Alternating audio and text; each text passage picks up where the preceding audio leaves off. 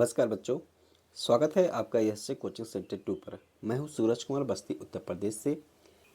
जयप्रकाश नारायण सर्वोदय विद्यालय प्रवेश परीक्षा जो बच्चे कक्षा 8 व 9 की तैयारी कर रहे हैं उनके लिए बच्चों आज का ये क्लास बेहद ही महत्वपूर्ण है। बच्चों, मैंने इस चैनल पे जयप्रकाश नारायण सर्वोदय विद्यालय प्रवेश परीक्षा के लिए जितने भी वीडियो डाल रहे हैं, चाहे वो सामाजिक विज्ञान की हों, विज्ञान की हों, हिंदी की हों, इंग्लिश की हों, ये सभी वीडियो को आप पूरा ज़रूर देखिए बच्चों। इसमें से ही क्वेश्चन मिल जाएगा। और कुछ बच्चों का कमेंट आ रहे थे कि सर हमने कई बार एग्ज़ाम दिया और मैं फेल हो जाता हूँ। तो मैं बच्चों आप लोग को विश्वास दिलाता हूँ, आप किसी और चैनल पे मत जाइए, केवल यहीं से ही आप तैयारी करते रहिए। जो भी मैं सामाजिक विज्ञान, हिंदी, इंग्लिश इत्यादि चीज़ की तैयारी करा रहा हूँ, गणित की तैयारी करा रहा हूँ, यहीं से ही वीडियो आप देखते रहेंगे, यहीं से आपकी पूरी तैयारी हो जाएगी और आप एग्ज़ाम में अच्छा करेंगे। तो मैं उम्मीद करता हूँ कि सभी लोग बच्चे जो सीरियस रूप से तैयारी कर रहे हैं, वो चाह रहे हैं कि हमारा जयप्रकाश नारायण सर्वोदय विद्यालय में हम भी आवासीय विद्यालय में पढ़े, हॉस्टल में रह कर पढ़ाई करें, तो वो सब बच्चों का सपना पूरा होगा। आप लोग चैनल पे नए हैं तो ज़रूर सब्सक्राइब करें और वीडियो आप लोग की तैयारी में ज़रूर मददगार साबित होगा, तो वीडियो को लाइक भी कर देंगे। तो चलिए आज के इस क्लास में आप लोग सामाजिक विज्ञान के 60 बेहद ही महत्वपूर्ण प्रश्न देखेंगे। ऐसे ही प्रश्न आप लोग के एग्जाम में बन जाएंगे बच्चों, ठीक है। तो चलिए इस क्लास को शुरू करते हैं। हमारा पहला सवाल है कि लिखित साक्ष्य उपलब्ध नहीं होने वाले कालखंड का नाम क्या है। इसके ऑप्शंस हैं 1 ऐतिहासिक काल, 2 प्राग ऐतिहासिक काल, 3 आधे ऐतिहासिक काल या 4 उत्तर पाषाण काल। इसका सही उत्तर होगा ऑप्शन 2 प्रागैतिहासिक काल, या जिसे प्री हिस्टोरिक पीरियड कहते हैं। देखिए, प्राक का मतलब ही होता है पहले। ये वो समय था जब इंसान ने लिखना पढ़ना बिल्कुल नहीं सीखा था। लोग सिर्फ पत्थरों का इस्तेमाल करते थे और गुफाओं में रहते थे। उदाहरण के लिए भीमबेटका की गुफाओं में रहने वाले आदि मानव। बिल्कुल। चलिए अगले सवाल पर चलते हैं। दूसरा सवाल है, आदि मानव द्वारा पाला गया प्रथम पशु कौन सा था। विकल्प है 1 गाय, 2 घोड़ा, 3 कुत्ता या 4 हाथी। सही जवाब है विकल्प 3 कुत्ता। कुत्ता? मुझे लगा था शायद गाय होगी। नहीं, शुरुआती इंसान एक शिकारी था ना, तो शिकार में मदद और सुरक्षा के लिए उसे एक वफादार साथी चाहिए था, और इस काम में कुत्ता सबसे आगे था। वो उन्हें शिकार खोजने में मदद करता था और रात में जंगली जानवरों से बचाता था। बहुत ही बढ़िया उदाहरण है ये। अब आते हैं तीसरे सवाल पर। आग का आविष्कार किस युग में हुआ। ऑप्शंस है 1 पुरापाषाण काल, 2 मध्यपाषाण काल, 3 नवपाषाण काल या 4 ताम्रपाषाण काल। इसका उत्तर है ऑप्शन 1 पुरापाषाण काल या पेलियोलिथिक एज। पुरापाषाण काल। हाँ, सबसे पुराने समय में जब इंसान पत्थरों के औजार बनाता था, तो पत्थरों को आपस में टकराने से अचानक चिंगारी निकली होगी। जैसे चकमक पत्थर रगड़ने से आग लगती है, उसी से आग का आविष्कार हुआ। सोचकर देखिए कितना जादुई रहा होगा वो पल। चलिए चौथे सवाल की तरफ बढ़ते हैं। पहिए का आविष्कार किस काल की घटना है। विकल्प है 1 मध्यपाषाण काल, 2 पुरापाषाण काल, 3 लौह काल या 4 नवपाषाण काल। इसका सही जवाब है 4 नवपाषाण काल, जिसे नियोलिथिक एज भी कहते हैं। तो आग पहले आई और पहिया काफी बाद में। बिल्कुल, और पहिया आने से एक बहुत बड़ी क्रांति आ गई। इसका इस्तेमाल सिर्फ परिवहन के लिए नहीं, बल्कि मिट्टी के बर्तन बनाने वाले चाक के रूप में भी हुआ। इससे सामान ढोना और बर्तन बनाना दोनों आसान हो गए। सही बात है। पांचवा सवाल, मनुष्य द्वारा प्रयोग की गई सबसे पहली धातु कौन सी थी। 1 लोहा, 2 कांसा, 3 तांबा या 4 पीतल। इसका सही जवाब है 3 तांबा यानी कॉपर। तांबा मतलब पत्थर के बाद सीधे तांबा। हाँ, पाषाण युग से बाहर निकलने का वो पहला कदम था। इसीलिए उस दौर को ताम्र पाषाण युग कहा जाता है, जहां पत्थर और तांबा दोनों एक साथ इस्तेमाल हो रहे थे। तांबे को पिघलाकर आकार देना पत्थरों को तराशने से कहीं ज्यादा आसान था। समझ गई। चलिए छठा सवाल देखते हैं। सर्वप्रथम किस फसल की खेती आरंभ हुई। विकल्प है 1 चावल, 2 बाजरा, 3 मक्का या 4 गेहूं और जौ। सही उत्तर है 4 गेहूं और जौ। गेहूं और जौ। खेती की शुरुआत इन्हीं से क्यों हुई? क्योंकि जीवित रहने के लिए ये सबसे बुनियादी अनाज थे। और सबसे बड़ी बात, इन्हें उगाना और लंबे समय तक सुरक्षित रखना यानी स्टोर करना बहुत आसान था। स्टोरेज बहुत जरूरी था उस वक्त। तो अगला सवाल भी इसी से जुड़ा है। 7वां सवाल, भारतीय उपमहाद्वीप में कृषि के प्राचीनतम साक्ष्य कहाँ से मिले हैं? विकल्प है 1 हड़प्पा, 2 मेहरगढ़, 3 लोथल या 4 कालीबंगा। इसका सही उत्तर है 2 मेहरगढ़। मेहरगढ़। खुदाई में यहां से पता चला कि लोग किस तरह से व्यवस्थित खेती करते थे। ये इतिहास का एक बहुत महत्वपूर्ण केंद्र है। क्या बात है। अब 8वां सवाल, जो इस सेक्शन का आखिरी है, घुमक्कड़ जीवन छोड़कर स्थायी निवास किस काल में शुरू हुआ? ऑप्शंस है 1 नवपाषाण काल, 2 पूरा पाषाण काल, 3 मध्य पाषाण काल या 4 ताम्रपाषाण काल। सही उत्तर है 1 नवपाषाण काल। इसका सीधा कनेक्शन खेती से ही है ना? बिल्कुल सही पकड़ा आपने। जब इंसान खेती करने लगा तो बीज बोने के बाद उसे फसल के पास रुकना पड़ता था। फसल को छोड़कर वो घूम नहीं सकते थे और इसीलिए एक जगह टिककर रहने की मजबूरी ने बस्तियों को जन्म दिया। तो ये था हमारा पाषाण काल का सफर। अब हम नोट्स के अगले हिस्से पर चलते हैं, जहां सवाल 9 से 22 तक सिंधु घाटी सभ्यता के बारे में है। 9वां सवाल है, हड़प्पा सभ्यता की खोज का श्रेय किसे जाता है?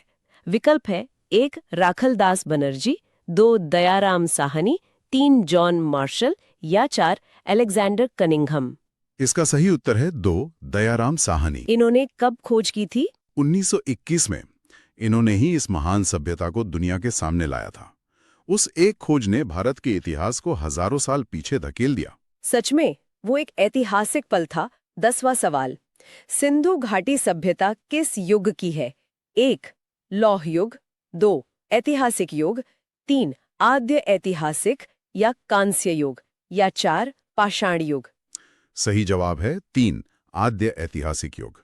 इसे ब्रॉन्ज एज भी कहते हैं। आद्य ऐतिहासिक का कॉन्सेप्ट थोड़ा सरल भाषा में समझा दीजिए। देखिए, आद्य ऐतिहासिक का सीधा सा मतलब है कि उस दौर के लोगों के पास लिपि तो थी, वो लिखना जानते थे, पर हम आज तक उसे पढ़ नहीं पाए। तो उनका इतिहास हमारे लिए अभी भी एक तरह का रहस्य है। वही रहस्य ही तो इस सभ्यता को इतना रोचक बनाता है। चलिए 11वां सवाल पढ़ती हूँ। मोहनजोदाड़ो की सबसे बड़ी इमारत कौन सी है? विकल्प है 1 विशाल स्नानागार, 2 विशाल अन्नागार, 3 पुरोहित आवास या 4 सभा भवन। इसका उत्तर है 2 विशाल अन्नागार या ग्रेट ग्रैनरी। लोगों को अक्सर लगता है कि स्नानागार सबसे बड़ा होगा। हाँ, ये एक आम गलतफहमी है, लेकिन उस समय अर्थव्यवस्था के लिए अनाज सुरक्षित रखना सबसे जरूरी था। अकाल या बाढ़ के समय पूरी आबादी को खिलाने के लिए एक बड़ा गोदाम चाहिए था, जो उनका अन्नागार था। बिल्कुल। तो 12वां सवाल स्नानागार के बारे में ही है। विशाल स्नानागार के अवशेष कहाँ मिले? विकल्प है 1 हड़प्पा, 2 कालीबंगा, 3 मोहनजोदड़ो या 4 चनहूदड़ो। इसका सही उत्तर है 3 मोहनजोदड़ो। तो मोहनजोदड़ो में अन्नागार भी था और स्नानागार भी। जी हाँ, विशाल स्नानागार का इस्तेमाल रोजमर्रा नहाने के लिए नहीं, बल्कि किसी खास धार्मिक या पवित्र अनुष्ठान के दौरान स्नान के लिए होता था। इसकी बनावट बहुत ही शानदार थी। आगे बढ़ते हैं 13वें सवाल पर। सिंधु सभ्यता का प्रमुख बंदरगाह या डॉकयार्ड कौन सा था? 1 कालीबंगा, 2 लोथल, 3 हड़प्पा या 4 बनावली। सही जवाब है 2 लोथल। डॉकयार्ड मतलब वहां जहाज आते होंगे। बिल्कुल, लोथल व्यापार का मुख्य केंद्र था। वहां ईंटों से बना हुआ एक पूरा डॉकयार्ड मिला है, जहां मेसोपोटामिया और मिस्र जैसे दूर दराज के इलाकों से जहाज आकर रुकते थे। बहुत ही एडवांस थे वो लोग। 14वां सवाल है, हड़प्पा के लोग किस धातु से अपरिचित थे? ऑप्शंस है 1 सोना, 2 तांबा, 3 कांसा या 4 लोहा। सही जवाब है 4 लोहा। ये सवाल एग्जाम्स में बहुत आता है। हाँ, क्योंकि ये थोड़ा कंफ्यूजिंग लगता है। इतनी उन्नत सभ्यता के पास लोहा तो हो गई, ऐसा सब सोचते हैं, लेकिन सिंधु सभ्यता मुख्य रूप से कांसा इस्तेमाल करती थी। लोहे की खोज इसके बहुत बाद में वैदिक काल में हुई। याद रखने वाली बात है ये। 15वां सवाल, कांसे की नर्तकी की मूर्ति कहाँ मिली? विकल्प है 1 हड़प्पा, 2 चनहूदड़ो, 3 मोहनजोदड़ो या 4 राखीगढ़ी। इसका उत्तर है 3 मोहनजोदड़ो। वो मूर्ति तो उनके उत्कृष्ट धातु शिल्प का बेहतरीन उदाहरण है। बिल्कुल, उस मूर्ति की बनावट दिखाती है कि वो लोग मेटल को पिघलाकर सांचे में ढालने की तकनीक में कितने माहिर थे। 16वां सवाल सुनते हैं, पशुपतिनाथ की मोहर कहाँ से मिली? विकल्प 1 मोहनजोदाड़ो, 2 हड़प्पा, 3 लोथल या 4 कालीबंगा। इसका भी सही उत्तर है 1 मोहनजोदारो। तो इस मोहर में ऐसा क्या खास है? इस मोहर पर एक योगी ध्यान की मुद्रा में बैठा है और उसके चारों ओर जानवर हैं। इसे भगवान शिव का शुरुआती रूप माना जाता है। ये उनके धार्मिक विश्वासों की एक बड़ी झलक है। धर्म की शुरुआती झलक। अगला सवाल 17वां, हड़प्पा नगर किस नदी के तट पर था? ऑप्शंस हैं 1 सिंधु, 2 रावी, 3 घग्गर या 4 भोगवा। सही उत्तर है 2 रावी नदी। ये कंफ्यूजन भी बहुत होता है कि सिंधु सभ्यता है तो सब सिंधु नदी पर ही होगा। हाँ, लेकिन याद रखने वाली बात यह है कि मोहनजोदारो सिंधु नदी पर था और हड़प्पा रावी नदी के किनारे पर बसा था। दोनों अलग-अलग नदियां हैं। 18वां सवाल, सिंधी भाषा में मोहनजोदाड़ो का अर्थ क्या है? विकल्प है 1 महान नगर, 2 पशुपति का घर, 3 मृतकों का टीला या 4 जीवितों का टीला। इसका अर्थ है 3 मृतकों का टीला।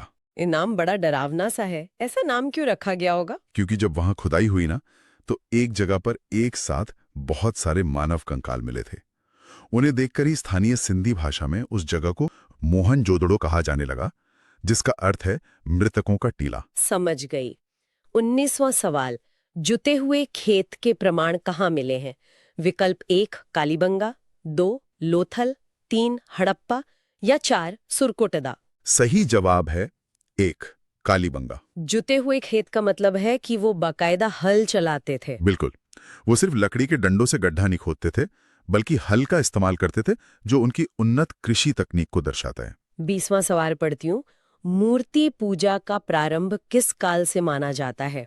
ऑप्शंस है 1 वैदिक काल, 2 सिंधु सभ्यता, 3 मौर्य काल या 4 कुषाण काल। इसका उत्तर है 2 सिंधु सभ्यता। हमने अभी थोड़ी देर पहले पशुपति मोहर की बात की थी। सिंधु सभ्यता की लिपि की श्रेणी क्या थी?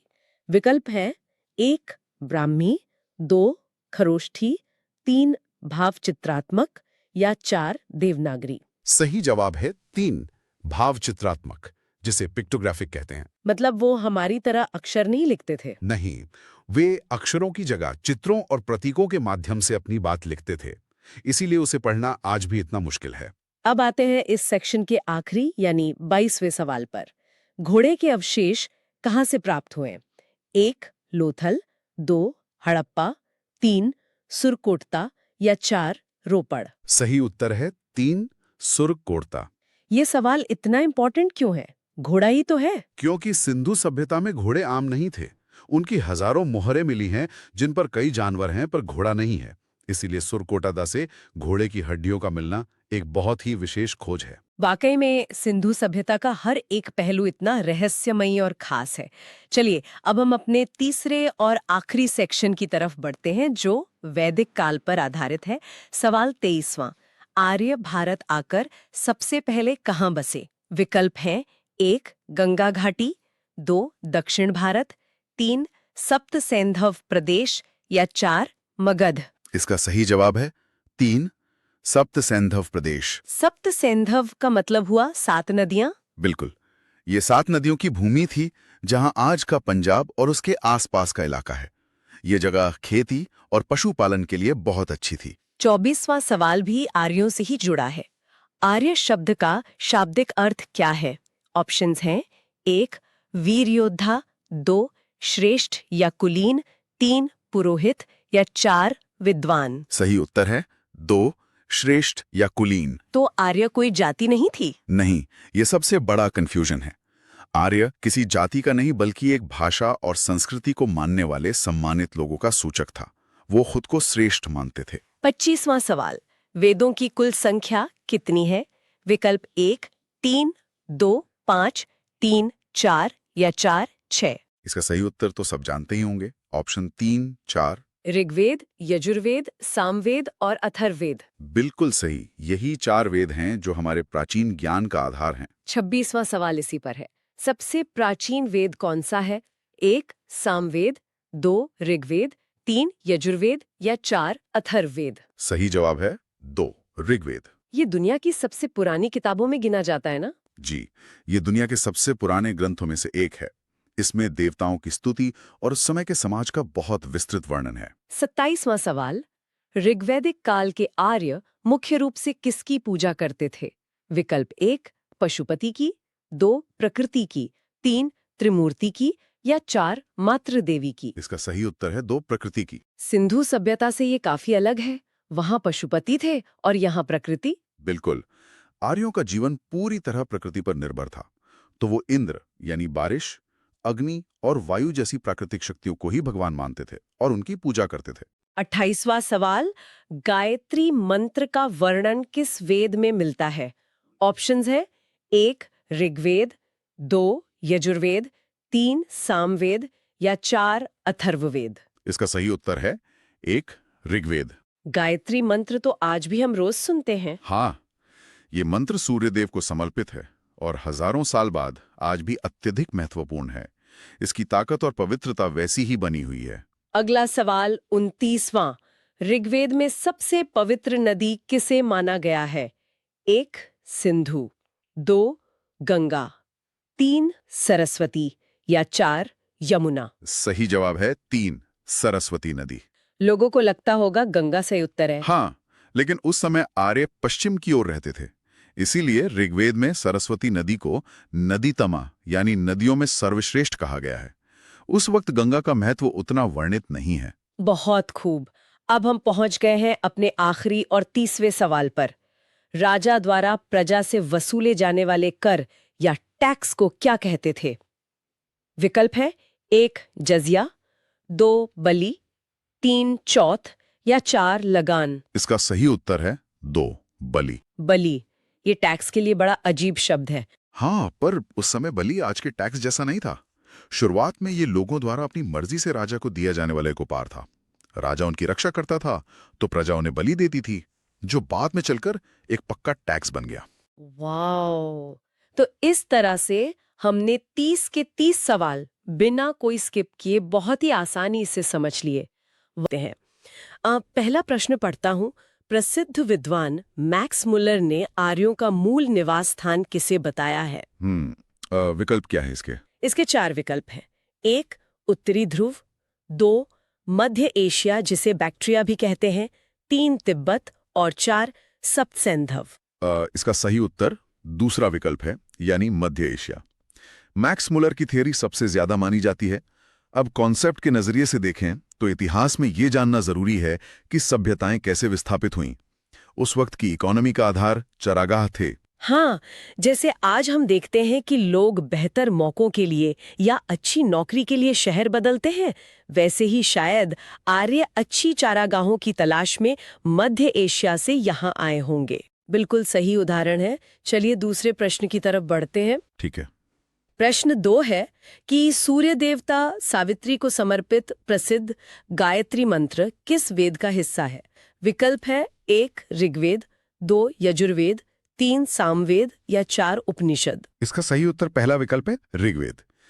देखिए, कॉन्सेप्ट बहुत सिंपल है। ऋग्वेद सबसे प्राचीन ग्रंथ है जिसमें मुख्यतः प्रकृति की स्तुति की गई है। तो इसको हम ऐसे समझ सकते हैं जैसे स्कूल में दिन की शुरुआत सबसे पुरानी और मूल प्रार्थना से की जाती है। हाँ, एकदम वैसा ही है। प्राचीन काल में दिन और समाज की शुरुआत प्रकृति को नमन करके ही होती थी। अब तीसरा सवाल देखते हैं, जो प्रशासन से जुड़ा है। प्रश्न 3, प्राचीन भारत में ग्राम प्रशासन या स्थानीय स्वशासन किस राजवंश की अद्वितीय विशेषता थी? विकल्प 1 चोल वंश, 2 चालुक्य वंश, 3 राष्ट्रकूट वंश और 4 पाल वंश? इसका सही उत्तर पहला विकल्प है चोल वंश। यहाँ कॉन्सेप्ट आता है शक्तियों के विकेंद्रीकरण का, जिसे इंग्लिश में डिसेंट्रलाइजेशन कहते हैं। सत्ता सिर्फ राजा के पास नहीं थी, बल्कि गांव के पास भी अपने निर्णय लेने की ताकत थी। ये तो आज के हमारे पंचायती राज और ग्राम पंचायत सिस्टम का ही प्राचीन रूप लगता है। सही पकड़ा आपने। चोल वंश इस मामले में बहुत आगे था। अब चौथा सवाल देखते हैं। ऋग्वेद का 9वां मंडल पूर्ण रूप से किस देवता और उनके पेय पदार्थ को समर्पित है? विकल्प 1 अग्नि, 2 सोम, 3 इंद्र और 4 मरुत? इसका सही उत्तर विकल्प 2 सोम है।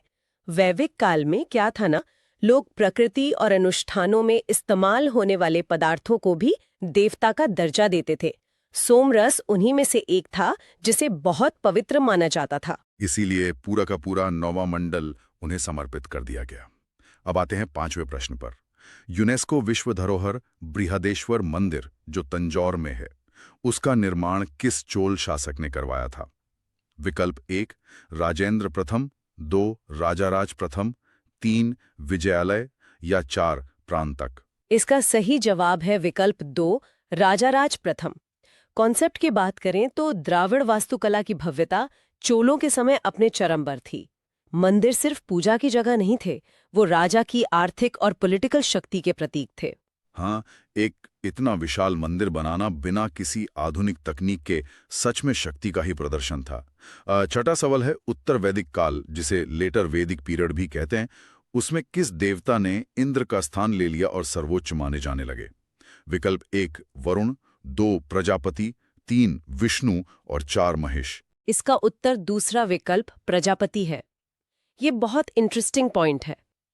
शुरू में समाज को बारिश और युद्ध के देवता इंद्र की जरूरत थी, पर उत्तर वैदिक काल में समाज खेती पर आधारित हो गया था।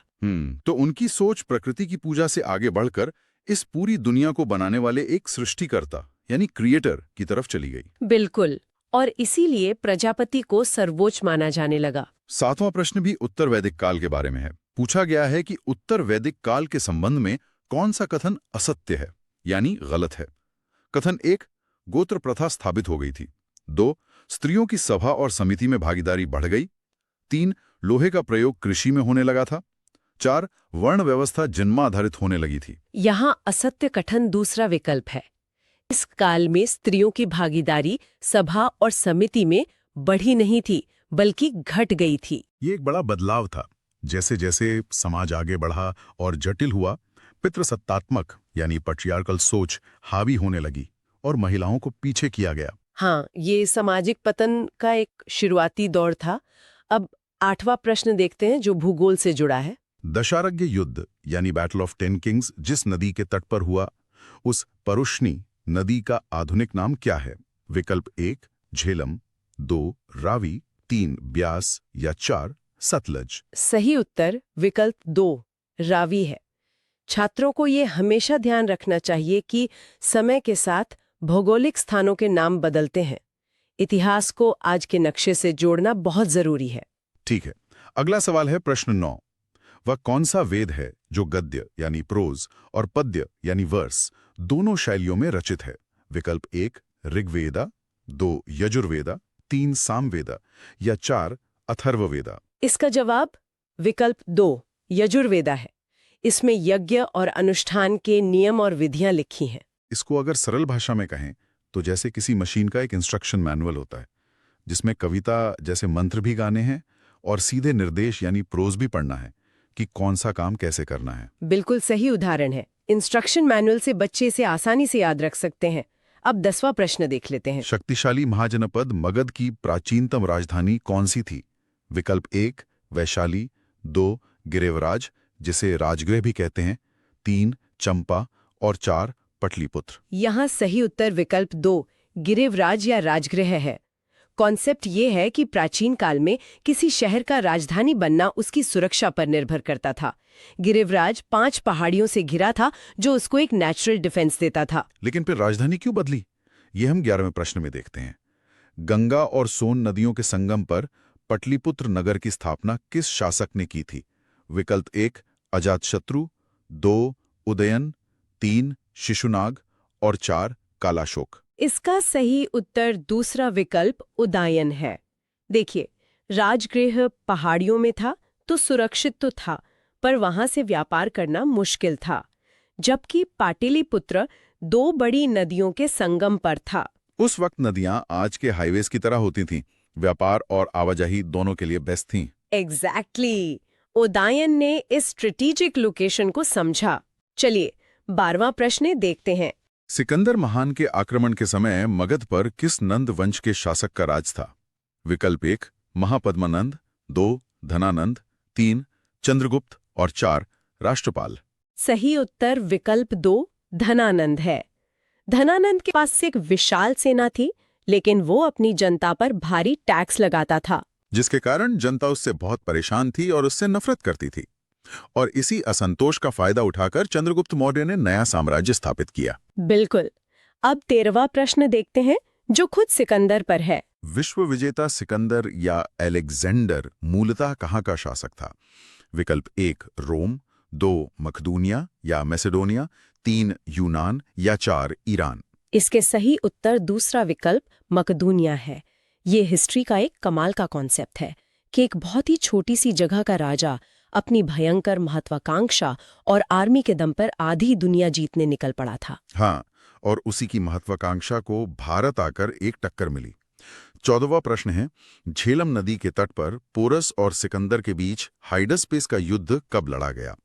विकल्प 1 323 ईसा पूर्व, 2 326 ईसा पूर्व, 3 321 ईसा पूर्व या 4 305 ईसा पूर्व। इसका सही उत्तर विकल्प 2 326 ईसा पूर्व है। इस युद्ध का कॉन्सेप्ट ये है कि भले ही पोरस युद्ध हार गए थे, लेकिन उनकी और उनकी हाथियों की सेना की बहादुरी ने सिकंदर के सैनिकों का मनोबल बिल्कुल तोड़ दिया था। जिसके कारण उन्होंने व्यास नदी पार करके आगे बढ़ने से ही मना कर दिया। बिल्कुल सही। अब हम आते हैं धर्म और दर्शन की तरफ। 15वां प्रश्न जैन धर्म से है। जैन परंपरा के अनुसार जैन धर्म के 24वें और अंतिम तीर्थंकर कौन थे?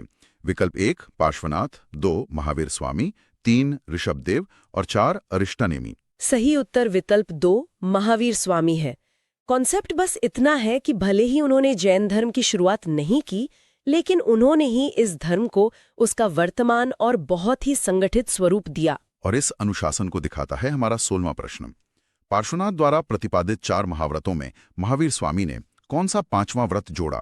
विकल्प 1 अपरिग्रह, 2 ब्रह्मचार्य, 3 सत्य और 4 अस्तेय। सही उत्तर विकल्प 2 ब्रह्मचर्य या सेलिबसी है। बाकी 4 व्रत थे सत्य, अहिंसा, अस्तेय और अपरिग्रह। ब्रह्मचर्य जोड़कर उन्होंने आध्यात्मिक जीवन और भिक्षुओं के अनुशासन को और भी कठोर बना दिया। 17वां प्रश्न है कि मोक्ष प्राप्ति के लिए जैन धर्म में किन त्रिरत्नों का पालन आवश्यक बताया गया है? विकल्प 1 सम्यक दर्शन, 2 सम्यक ज्ञान, 3 सम्यक आचरण या 4 उपरोक्त सभी। इसका उत्तर चौथा विकल्प यानी उपरोक्त सभी है। जैन दर्शन सिखाता है कि मोक्ष के लिए आपके पास सही विश्वास, जिसे सम्यक दर्शन कहते हैं, सही जानकारी या सम्यक ज्ञान और उन्हें आचरण में लाने की क्षमता होनी चाहिए। ये तीनों एक साथ काम करते हैं। 18वां प्रश्न भाषा से जुड़ा है। महावीर स्वामी ने जनसाधारण तक अपने विचार पहुंचाने के लिए किस भाषा का प्रयोग किया? विकल्प 1 संस्कृत, 2 प्राकृत, 3 पाली और 4 अर्धमागधी। इसका सही उत्तर दूसरा विकल्प प्राकृत है। ये कम्युनिकेशन का बहुत पावरफुल कॉन्सेप्ट है। उस वक्त की जो एकेडमिक भाषा थी वो संस्कृत थी, लेकिन आहंगुनता प्राकृत बोलती थी। तो अगर आज मुझे कोई नया कॉन्सेप्ट लोगों तक पहुंचाना है तो मैं किसी भारी भरकम भाषा का नहीं बल्कि उनकी आम भाषा का ही इस्तेमाल करूंगा, ताकि वो खुद को उससे जोड़ सकें। एकदम सही। इसी स्ट्रैटेजी ने जैन धर्म को बहुत लोकप्रिय बनाया। चलिए 19वां प्रश्न देख लेते हैं। भगवान महावीर का जन्म वैशाली के निकट किस स्थान पर हुआ था?